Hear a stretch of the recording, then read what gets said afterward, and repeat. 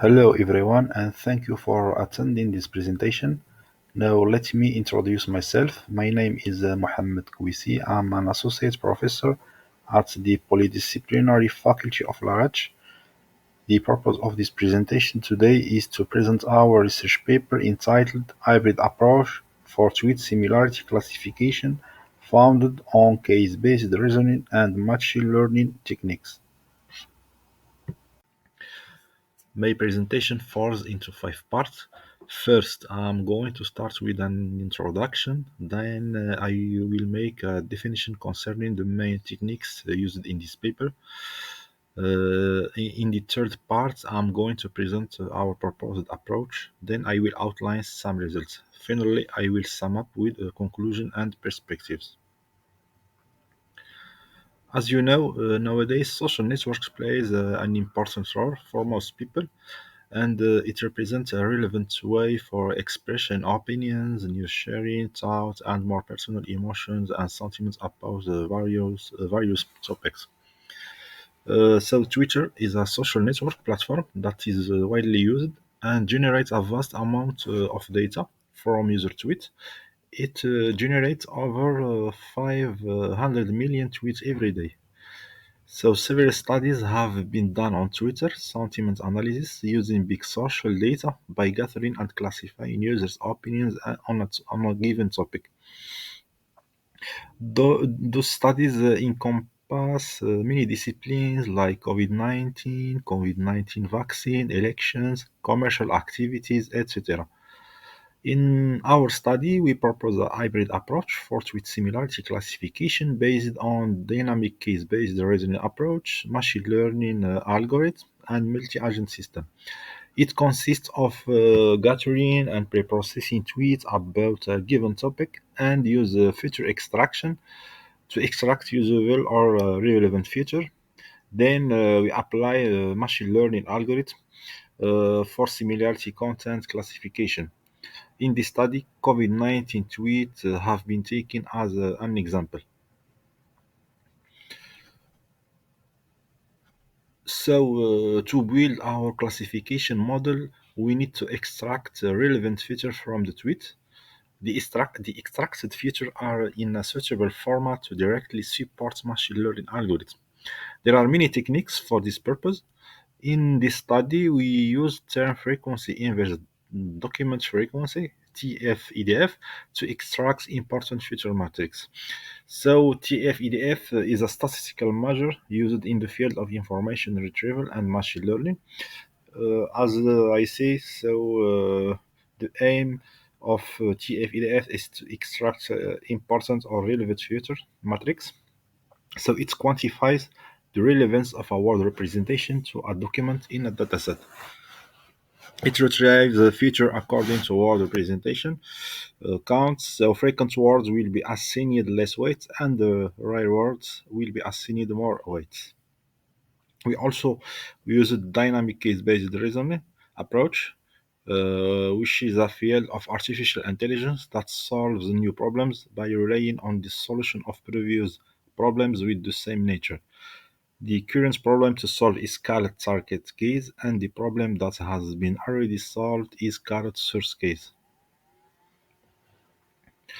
So in dynamic case-based resonance, we use that typical cycle with five steps. The first step is the elaboration step, which represents the beginning of the CBR cycle.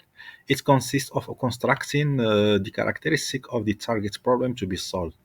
The retrieve step, which is the second, consists of retrieving similar case to the target case based on similarity measure. In the third step, the solution of the selected case is adapted to fit the specific requirements of the new problem. In the revise step, the solution is updated, rejected, or may be accepted by a decision maker. In the retain step, the new solution is retained and saved into the database. In dynamic case-based reasoning, the classical cycle has been adapted by changing the order on the concerned steps. Dynamic case-based reasoning is continuous and taking into consideration the dynamic change of the descriptors describing the new problem. Some steps can be re-executed if there is a change in the specification of the new problem. Certain steps can be stopped, others can be repeated more than once. So now I will present our approach.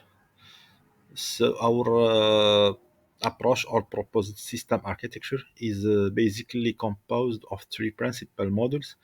This hybrid approach integrates the benefits of multi-agent system and dynamic case-based reasoning techniques. In the first module, we acquire new data, which is responsible for that data pre-processing, which is a crucial process to clean and prepare the text data for analysis. The second module is responsible for creating a classification model using sentiment analysis, which involves analyzing the emotional tone of a tweet. In this model, we extract usable characteristics and create a balancing and scoring method. The third module consists of applying a multinomial logistic regression classifier that classify users' tweet into five clusters of sentiments: the high negative, moderate negative, neutral, moderate positive, and high positive, to find the category where our target case belongs to, and then predict in this category the most similar tweets based on content similarity measure using the TF EDF, and then their sentiment to provide our users with personalized content. Our proposed system require the use of a multi-agent architecture based on dynamic case-based reasoning cycle. So now I will present our result. So first, for the data collection, we used the Twitter dataset, which contained 1 million tweets. In this study, we require only the username text of the tweet and the related hashtags for each tweet. Each data tweet will be defined as a vector case of a set of characteristics like username, the tweet, the hashtags, and the related solution of each problem. For the tweet pre-processing, the data pre-processing aims, in our case, to transform data into a more digestible form and more machine readable. There are a few steps that we used for this purpose, like replacing URLs and username, replacing all emoji with their corresponding sentiments, removing repeated letters, convert the uppercase to lowercase, replace words with the root, reducing words with similar meaning, etc. So here is an example result of the tweet pre-processing, as you can see in this figure. Here is an example of matrix of TF-EDF feature that we used with the, as you can see in this figure, there are many words that we extracted as useful features, like coronavirus, COVID-19, COVID, help, hospital, etc.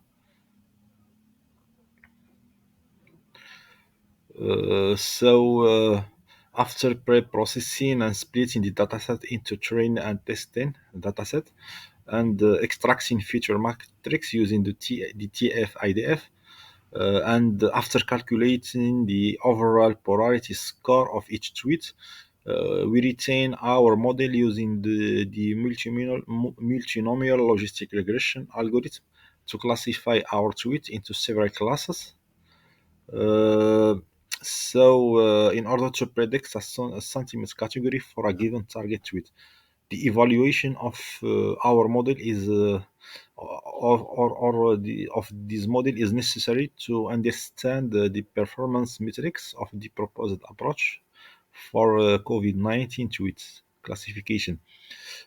Our classification model reached an accuracy of 88%, as you can see in this figure, which is a good result. So here's an example of the source case tweet that we used in our test. And here in this table, we have the result of the similar tweet using our model and the KNL algorithm. So in this example, we extracted the six first near case of our target case.